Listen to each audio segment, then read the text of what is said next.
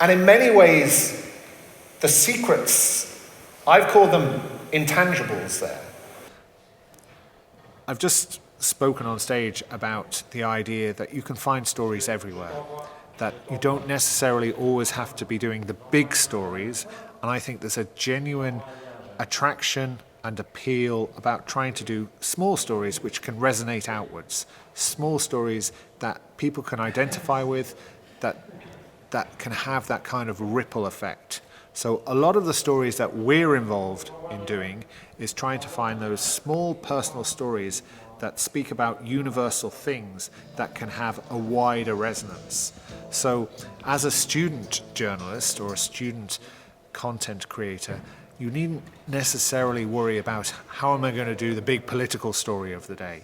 I would say to your students, I would say do the stories that matter to you.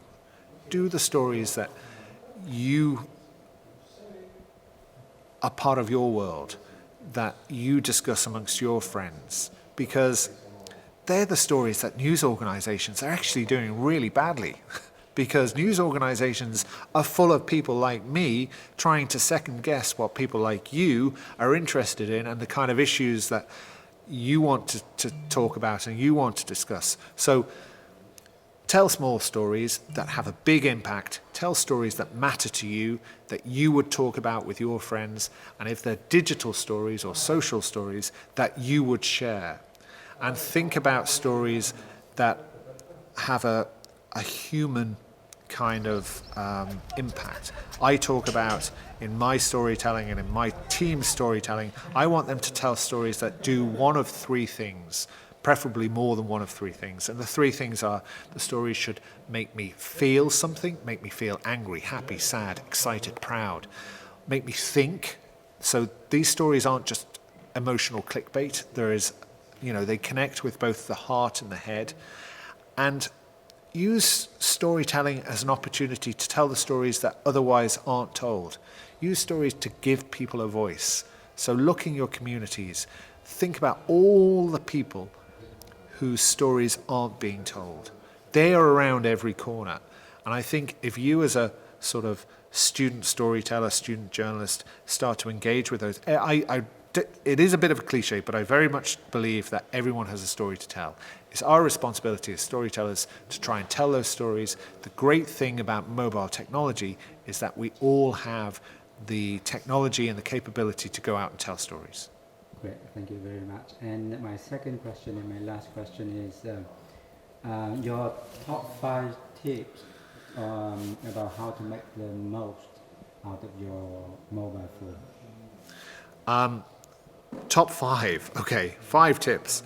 Well, first of all, I think, and again, it's become something of a cliche, but it's a cliche and it's a true cliche, is your mobile phone is the best camera because it's the camera you always have with you. So I always tell, before people, because videoing with your film is a certain skill, but I always encourage people to take more photographs with their phone, because understanding how to take a decent photograph will inform your understanding of how to video. So learn how to take better photographs. It's so easy to, it's so easy to take photographs. Take photographs. Look around you.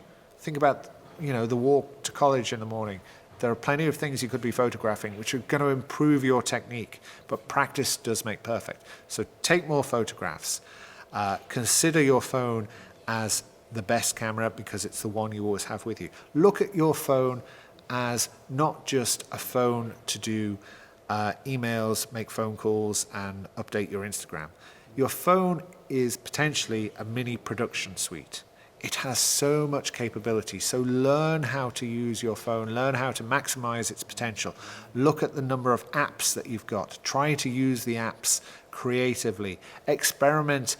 In RTE, we have experimented using all sorts of apps, none of which were designed for a newsroom, but we've decided, well, maybe that app could do something for us. Maybe there's an animation or there is a visualization that we can achieve through an app. So experiment as well. So what else would I encourage people to do? Always wipe your lens. Like, this is really basic stuff, but you know, if you're going to the trouble of filming, make sure your lens is clean. Our phones live in our pockets, in our handbags, in our college bags. You know, they're accumulating so much dust and dirt. So when you're filming, just keep a soft cloth available to keep your lens. These are the basics. And don't get bogged down in having all the kit. You can do an awful lot with just your phone and a bit of technique. And the good thing is that there is so much best practice. There are so many people who are out there sharing tips and tricks, who are happy. The best people in the world, you can reach out to them, you can ask them questions. This is unique in terms of how media operates, but this is where we're at with mobile filmmaking, that you can reach out to some of the best people in the world, some of the best people in the States, some of the best people in Europe, some of the best people in Asia. You can find them, you can ask them a question, they'll come back with advice. You can even show them what you've done and you can get feedback on it. It is very much a sort of learning, sharing environment. Take advantage of that. Right. And the bonus Bonus question. bonus question is one or two mistakes that you made early on in your career using the phone, and then you want the student to stop making them. It's one mistake I've made with my phone, and I've made it with my camera, is I call it the reverse sequence. So this is the idea where you're filming someone and you think that when you're pressing record, you're actually pressing stop. And when you're pressing stop, you're actually pressing record. So it means that you get all the in-between bits of a story as opposed to the bits that you actually want. So that's definitely a mistake I've made.